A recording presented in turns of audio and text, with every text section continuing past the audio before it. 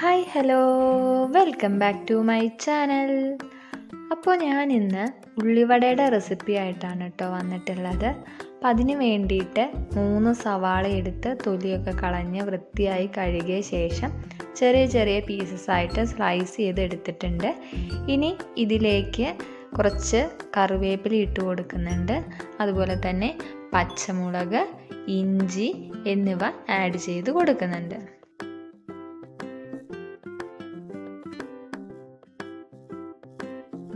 ഇനി ഇതിലേക്ക് ആവശ്യമായത്ര ഉപ്പും മഞ്ഞൾപ്പൊടിയും മുളക് പൊടിയും കൂടി ഇട്ട് കൊടുത്ത് നന്നായി ഒന്ന് മിക്സ് ചെയ്ത് വെക്കാം. 10 മിനിറ്റ് വെച്ച ശേഷം ഇതിലേക്ക് കടലമാവും മൈദയുടെ പൊടിയും കൂടി ആഡ് ചെയ്ത് നന്നായി ഒന്ന് മിക്സ് ചെയ്യുന്നുണ്ട്. കൂട്ടെല്ലാം നന്നായി ഒന്ന് പിടിക്കുന്നതിന് വേണ്ടിയിട്ട് ഒരു അരമണിക്കൂർ വെച്ച് കൊടുത്തിട്ടുണ്ട്.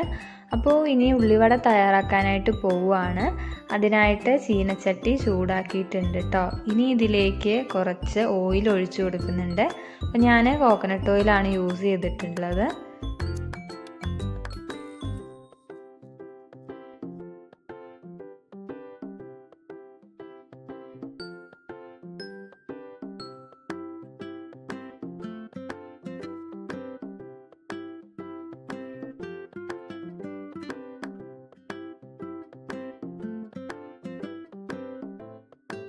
എണ്ണ ചൂടായി വന്നിട്ടുണ്ട്. ഇനി ഇതിലേക്ക് നമ്മൾ തയ്യാറാക്കി വെച്ചിരിക്കുന്ന ആ കൂട്ടിനെ ഉള്ളിവടയുടെ ഒരു ഷേപ്പാക്കി എടുക്കണം. അപ്പോൾ ഏകദേശം നമ്മളൊരു റൗണ്ട് ഷേപ്പ് പോലെയൊക്കെ തയ്യാറാക്കി എടുത്തിട്ട് എണ്ണയിലേക്ക് ഇട്ട് കൊടുക്കുന്നുണ്ട്. അങ്ങനെ ഓരോന്നോരോന്നായിട്ട് ഇട്ട് കൊടുക്കാം.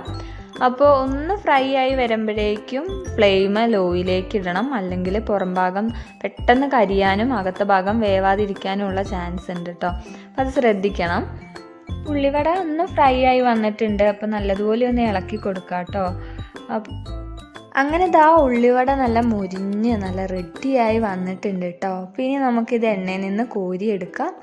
അപ്പോൾ ഉള്ളിവടയുടെ റെസിപ്പി വളരെ സിമ്പിളാണ്. എല്ലാവരും വീട്ടിൽ മസ്റ്റായിട്ടൊന്ന് ട്രൈ ചെയ്ത് നോക്കുക കേട്ടോ.